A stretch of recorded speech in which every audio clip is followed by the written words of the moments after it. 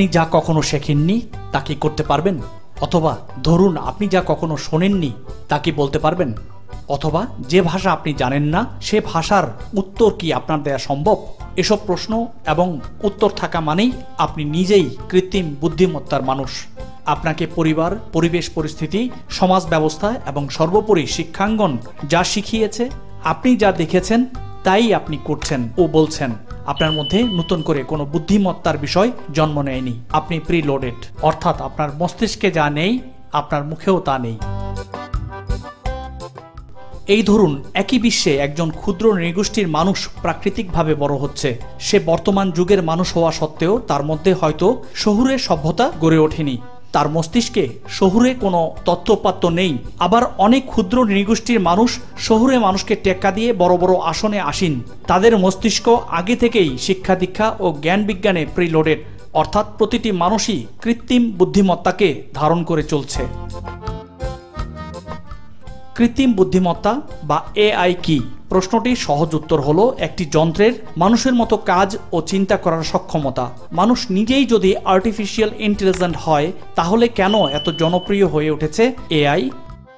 প্রশ্নটি নিজের কাছে রাখুন।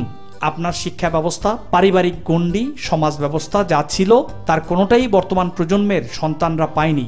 পরিবার ছোট হতে হতে এখন এমন পর্যায়ে পৌঁছেছে চাচা, ফুফু, খালা কাকে বলে তা ছবি এঁকে দেখাতে হচ্ছে।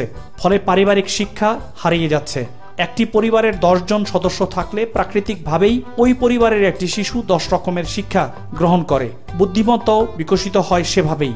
কিন্তু যদি শিশু বেড়ে ওঠে আয়া বুয়ার কাছে, তাহলে তার কাছে আর্টিফিশিয়াল ইন্টেলিজেন্সই হবে শেষ ভরসা। তুলনা করে দেখা যেতে পারে মানব মস্তিষ্ক ও এআই এর শেখার প্রক্রিয়া। প্রথমত, মানব মস্তিষ্ক অভিজ্ঞতা, পর্যবেক্ষণ এবং বিভিন্ন মাধ্যম থেকে তথ্য সংগ্রহ করে শিখে। শিশু থেকে প্রাপ্তবয়স্ক হওয়া পর্যন্ত এই শেখার প্রক্রিয়া অব্যাহত থাকে। এআই সিস্টেমও ইনপুট ডেটা থেকে শেখে এবং তা কমান্ড বা প্রম্পট অনুযায়ী প্রক্রিয়াকরণ করতে পারে।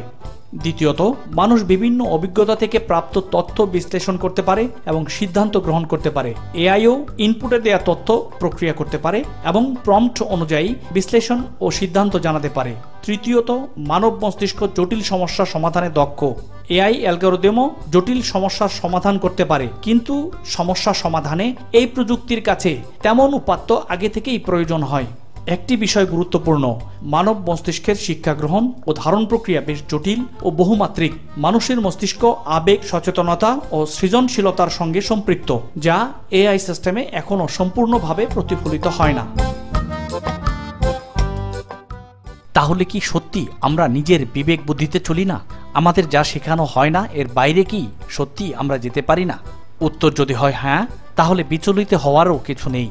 বিচার বিবেচনা বোধও আমরা ব্যবহার করি পূর্বপুরুষ বা শিক্ষাঙ্গনের শিক্ষা থেকে বা কোনো রেফারেন্স থেকে।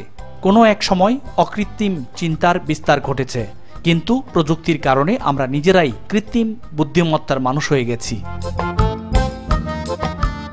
আপনি নিজেও যে কোনো প্রয়োজনে আর্টিফিশিয়াল ইন্টেলিজেন্স বা এআই এর উপর নির্ভরশীল হতে পারেন, তবে তা যেন হয় ক্ষণিকের প্রয়োজনে, নতুবা আপনি নিজেই একসময় হয়ে যাবেন যন্ত্রের কাছে প্রম্পটার।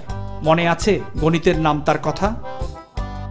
এখন 4 2 গুণে কত হয় তা জানতে প্রয়োজন হয় ক্যালকুলেটরের।